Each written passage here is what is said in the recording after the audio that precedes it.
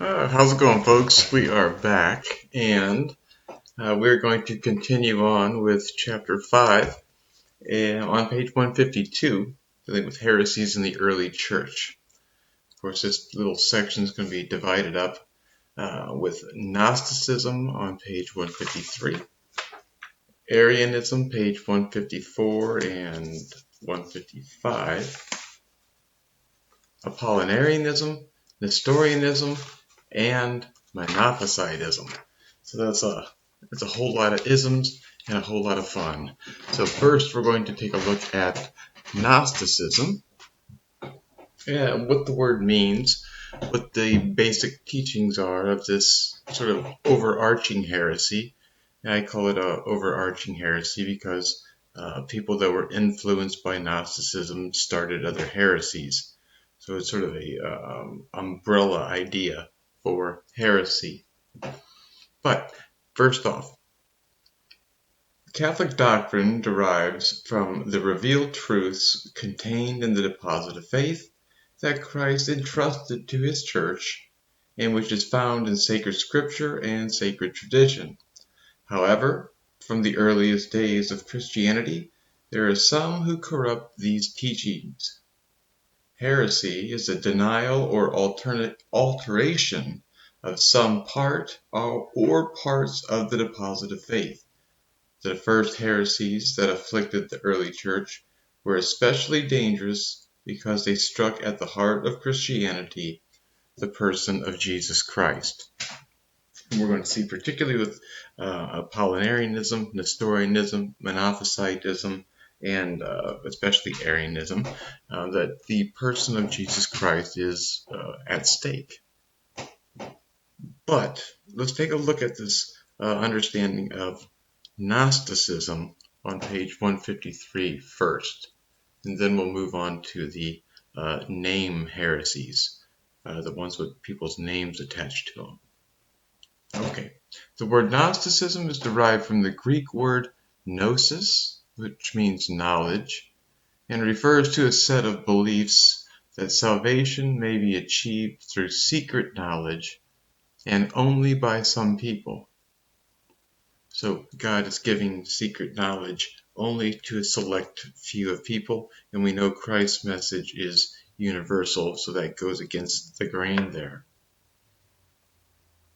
Gnosticism rejected church teaching regarding the two natures of Christ, human and divine. So I think the big overarching heresies within Gnosticism would be the understanding of knowledge that is only given to a select few, and the misunderstanding of Christ's two natures, human and divine, and also, maybe one more on this, the understanding that there is a good God and a bad God.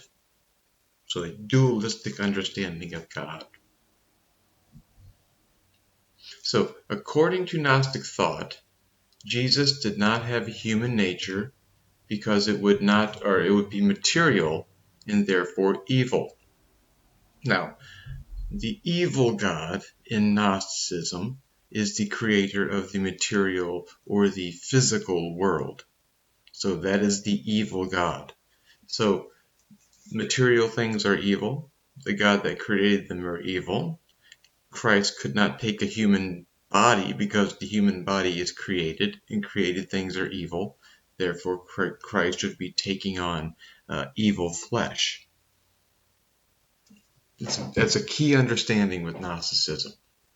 And we're going to also see how the understandings of Christ's nature, his humanness, his divinity, are going to be played out through some other heresies coming up in just a few minutes.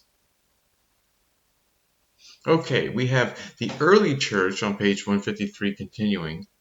The early church vigorously opposed these Gnostic teachings, emphasizing the goodness of the created world, the existence and supremacy of the one true God, the clear meaning of the Old and New Testament scriptures, and the reality of Christ's human and divine natures, along with his redemptive passion, death, and resurrection. This principle of secret knowledge gained through pagan or ritual ceremony is the essence of the contemporary New Age movement.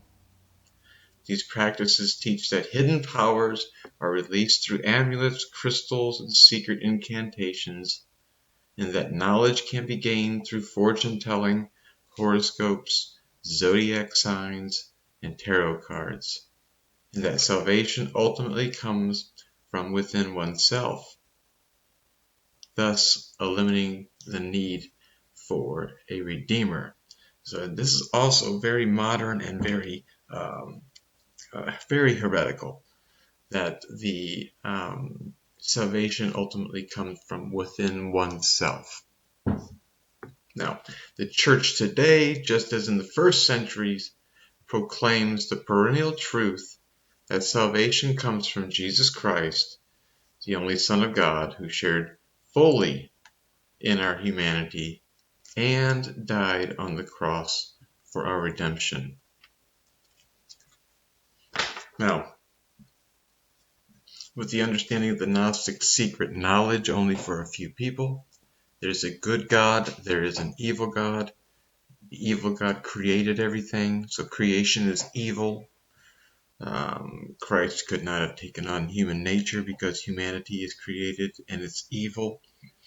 All of these things are against what would generally be called Orthodox Christianity. And another major threat to Orthodox Christianity was the Arian heresy. Now, we're going to be moving on to page 154 to what is the first of the name heresies that we'll look at, because Arianism was named after a man named Arius. So, now Gnostic ideas are spread through another heresy. It's one of the name heresies, and this one is called Arianism. It is one of the foundational heretical movements against the divinity of Christ in the early church. The combating of this heresy would give the church its first major creedal statement on Christ's divinity and his consubstantial relationship with the Father. So this heresy would give us the Nicene Creed. The Nicene Creed statement of consubstantial with the Father, begotten, not made. These are in the Creed to combat beliefs that go against it. And those beliefs were held by people that follow Arius and Arianism. But first, let's learn just a little bit about our first heresy and who it is named after. All right, this heresy is named after Arius, who was an Alexandrian priest. He was born around 250 AD and died around 336 AD. And he was quite a rambunctious man. He was involved in many schisms at the time, but he was eventually reconciled. The bishop in Alexandria put him in charge of a church, and he was well respected for his pious behavior, his Christian faith as it was acted out, but his unorthodox views about Christ came under attack.